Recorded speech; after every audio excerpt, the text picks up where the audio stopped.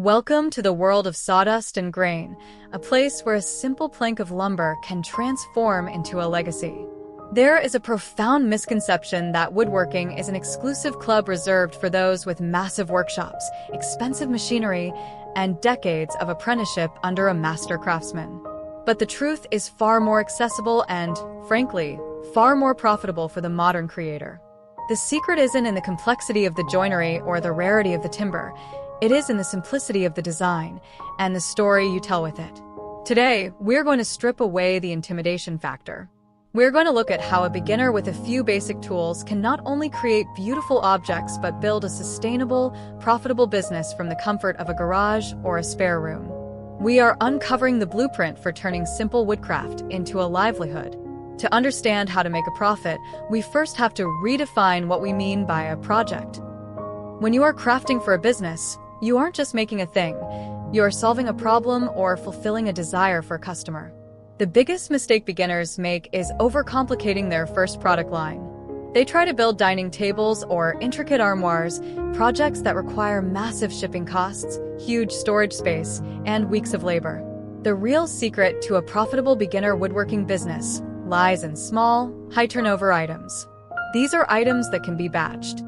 Think about the difference between making one large cabinet that takes 40 hours and making 40 cutting boards that take the same amount of time. The cabinet gives you one sale. The cutting boards give you 40 opportunities to gain a customer, 40 reviews on your shop page, and 40 people spreading the word about your brand. Let's dive deep into the philosophy of batch production because this is the engine of your profit. When you select a simple project, let's say a rustic wooden serving tray with iron handles, you shouldn't just make one. You set up your workspace to cut the wood for 10 of them at once. You sand 10 of them in a row. You stain 10 of them in a single afternoon. This assembly line approach drastically reduces the time per unit. If you value your time at $20 an hour and it takes you 4 hours to make one unique item, that item has $80 of labor costs before you even buy the wood.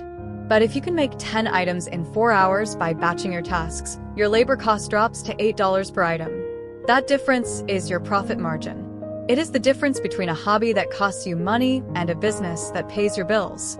Now, let's talk about materials, because this is where the secret of the title really comes into play.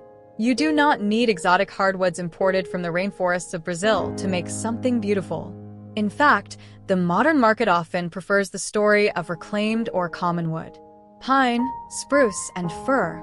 The construction lumber you find at any big box store can be transformed into stunning farmhouse-style decor with the right finishing techniques.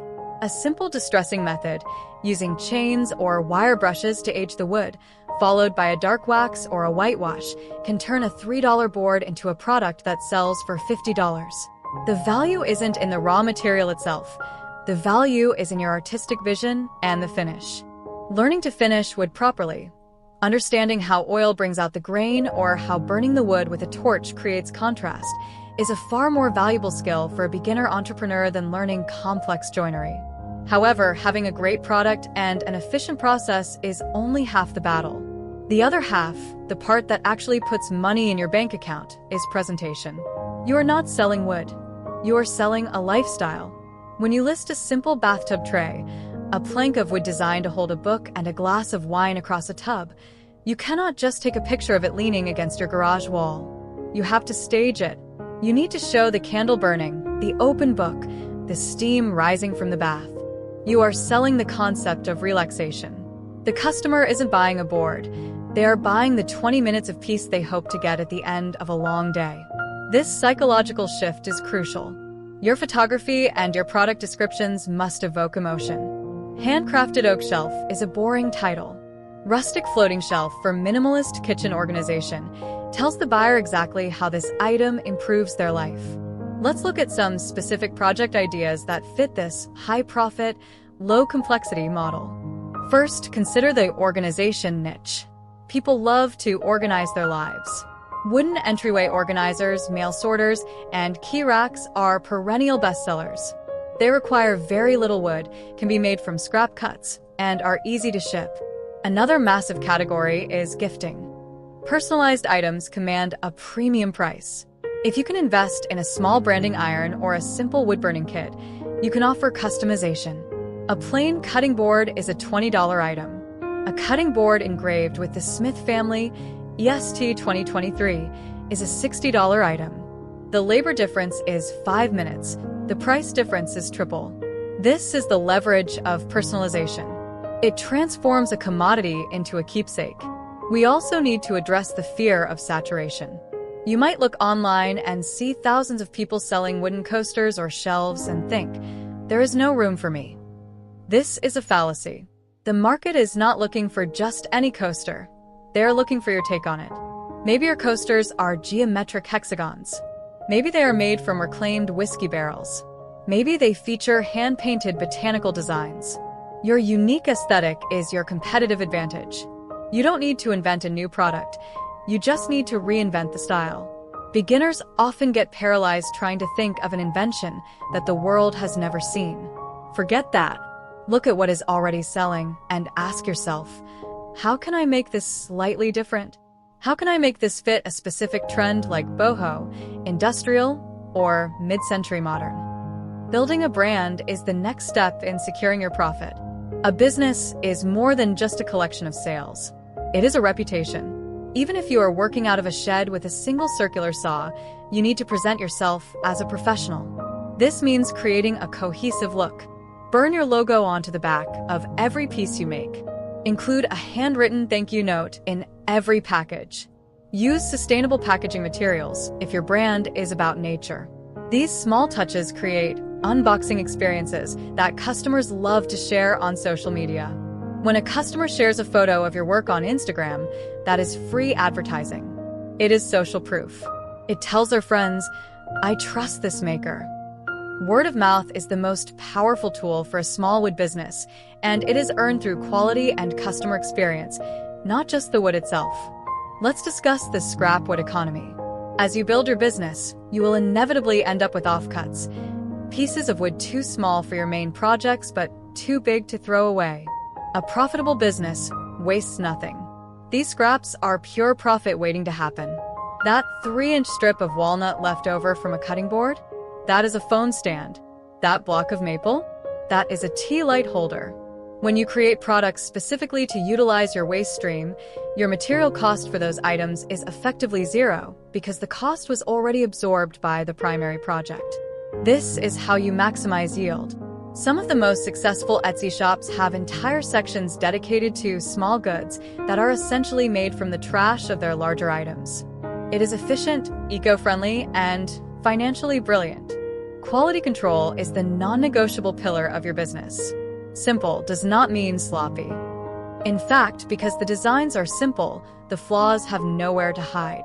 If you are making a simple box, the corners must be square. The sanding must be thorough. No customer wants a splinter.